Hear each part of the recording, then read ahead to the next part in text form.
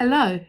Quite often I'm asked how you start the angel wings for the series of angel patterns that I've made. So this short video is going to show you how to start, and then in the second video I'm going to show you how to do this particular insert in this one, because it's a little bit trickier because it's got parts of the design. So the first thing I want to say about this pricking is that I would never recommend just photocopying it and sticking it on your pillow. I am doing that purely because I don't want the blue plastic to cause a shine and for quickness. I always sandwich mine between the card and the blue plastic. Now I would recommend card because it does one of two things. It helps tensions your pins and hold the pins where they are, but it also means that you can actually do the pricking, use this pricking 2 or 3, possibly 4 or 5 times. So it's worth just taking the time just to pop it on card if you want to do it again. Now, as you can see here, I have 3 pins in the middle that are coloured. So I've got 1 red, 1 green, and 2 green ones. And this red one has 2 pairs on it, and the green ones have 1 pair on it. Now it's worth just keeping an eye on your instructions for other wings, because some of the other wings have more pairs in them. This one just has the 4 pairs.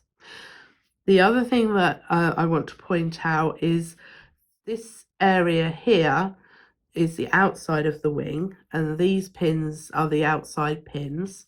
These pins are the inside. And I would work it so you hang the pairs on these pins and work round down this left wing and then do the right wing and then join the pairs up. So the first thing you're going to need to do is turn your pillow so you have these pins and this row here coming directly in front of you. I have set up my pillow so I have 1 pair on each of the green ones, and I've put 1 twist on it, and I have 2 pairs on this red pin on the left hand side. So I've hung them open and I've put 2 twists on. So open means that this is my first pair I've put on, and then I've just put the second pair in a rainbow fashion. So I have 1 pair made up of 1 of each of the original pairs, and on the same on the other side. And by putting the 2 twists on, you lock those threads together to make them 1 loop. And I'm just going to half stitch through that pair, half stitch through the 2 single pairs, and then I reach the end where I need to pin up. Now what I have always found is that with half stitch you only have a single worker, because the way the pairs split up, it's not like cross stitch where you have a pair of workers. You actually only have 1. Now if I was to just put my pin up like this, and I will show you. So I've put my pin up. So this particular row I've had the worker as this bobbin. If I now close that with a half stitch, this one becomes my worker bobbin. And so what happens is if you carry on like that, you will keep changing your worker bobbin on every row. So it will take longer, because this is my first worker bobbin, is back over here. It will take longer to tension up your work and see any mistakes that you've made. So I prefer to keep the same worker bobbin going all the way along. Now just bear in mind, this isn't you don't have to do it. If you haven't been taught to do this, then carry on doing it the way you have. But I find that if you have the same worker going backwards and forwards, when you tension up, it will tension up a lot quicker than if you're changing it every row, and you're likely to see mistakes quicker.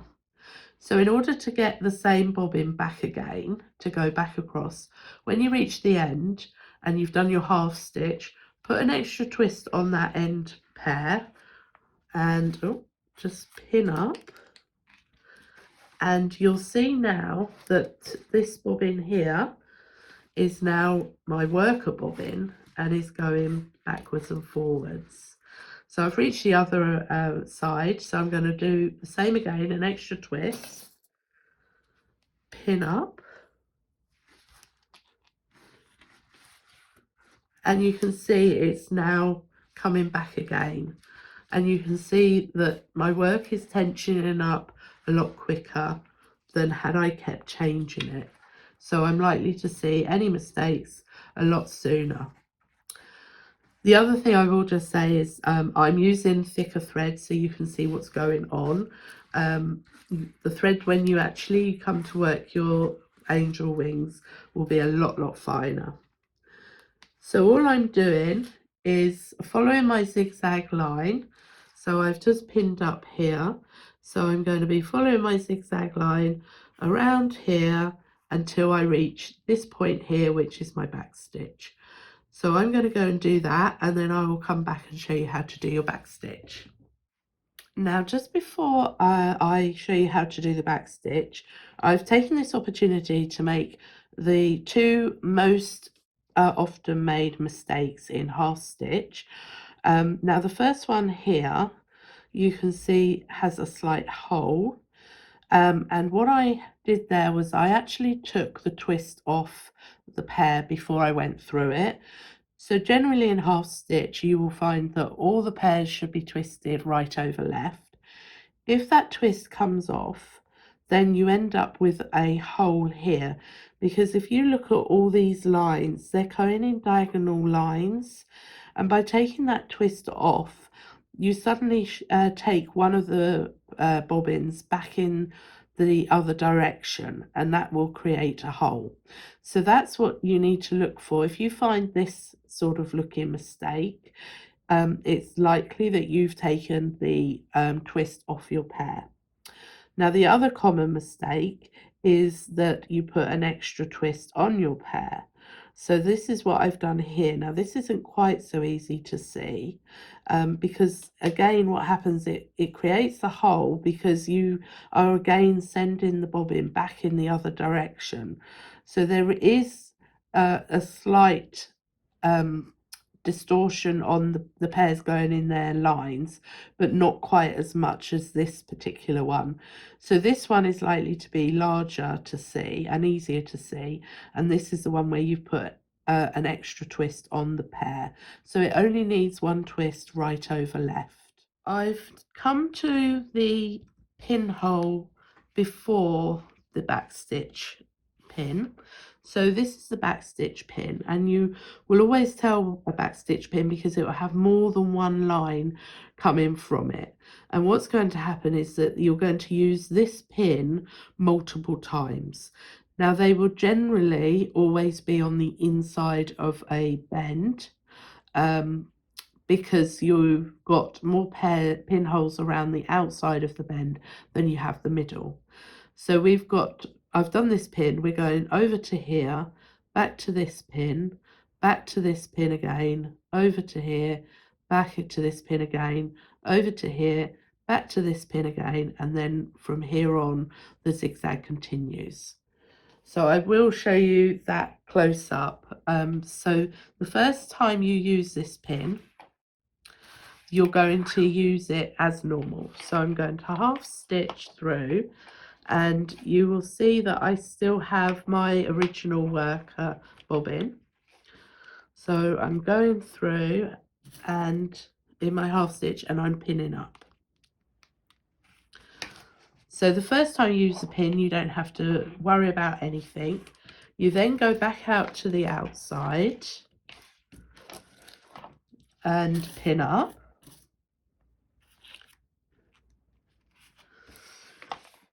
And now you're going to go back to the inside pin, but you're not going to work this last pair.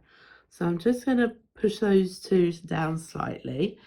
Now I'd just say this is my method of doing a back stitch, and I have never had any issues with it. So what you're going to do is you've worked through all the pairs apart from the pair that is right by the pin. Now you're going to lift up the worker pair and you are going to take it clockwise around the pin. So if you imagine that you were going to pin up, you need to replicate the process of pinning up. So you put the the pair clockwise around the pin. I'm then going to add an extra twist, so I come back with my worker. I'm going to lift the pair that I haven't worked over the top, and then I'm going back to the outside and pinning up. So again, I'm going to work through until the very last pair, which is sitting right by the pin. I'm going to lift this pair up, take it clockwise around my pin, lay it down on the very end. The pair I haven't worked, I'm going to lift over the top, and I want to come back with my same worker, so I'm putting the extra twist on, and I can now carry on to the outside. I'm just going to turn my pillow around. So I've turned my pillow around. I've got one more back stitch to make, because if you look, that one goes to that pin, and then from that pin you go back to your zigzagging.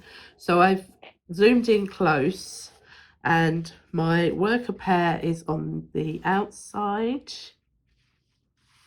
So I'm just going to pin it up and then bring my worker pair back to the inside.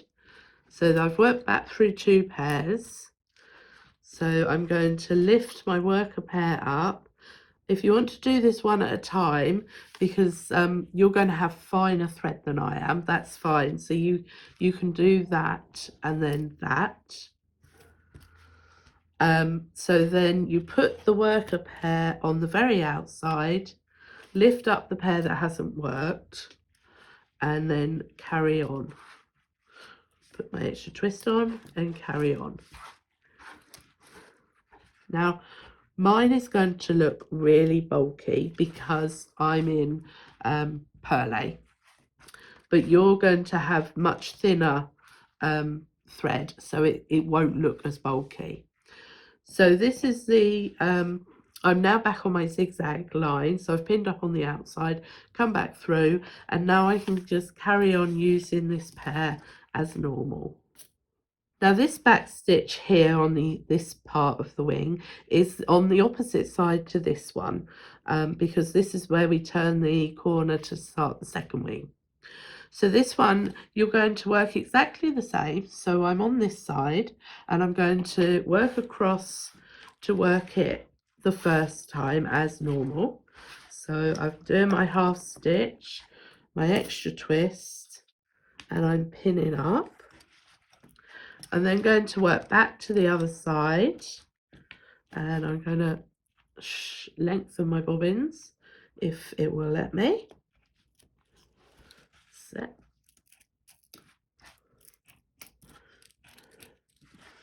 And pin up. Now I'm going to work back to the other side, and exactly as I did on the other one, I'm only going to work through two. I'm not going to work through this last one right by the pin. At the same time, I'm now going to lower the pinholes, the pins in the pinholes near it, just so mine are actually quite far apart, but yours are going to be really close together. So I would do a little bit of tidying up before you do this, because otherwise you run the risk of catching your threads on your pins. So I'm reached the point, I'm not working this last pair on the back stitch side. Now this time on this one we went clockwise round the pin. This time we're going anti-clockwise, so we're going to the left of the pin, around the pin, lay the pair on the end, the pair you didn't work goes over the top, and your extra twist, and then you can carry on to the other side. So it's just remembering that you've got to go anti-clockwise round the pin. I'm just going to turn my pillow around. Just remember to, because you're working around something, constantly turn your pillow around, because it will make your threads pull down in an even. They won't veer off to one side. So I've got my worker pair here. They're going to, I haven't worked my last pair. I'm going to lift them up, take them anti-clockwise around my pin, lay them on the outside, lift up the pair that wasn't working, and put the pair over the top of my worker pair. Extra twist, and off I go again.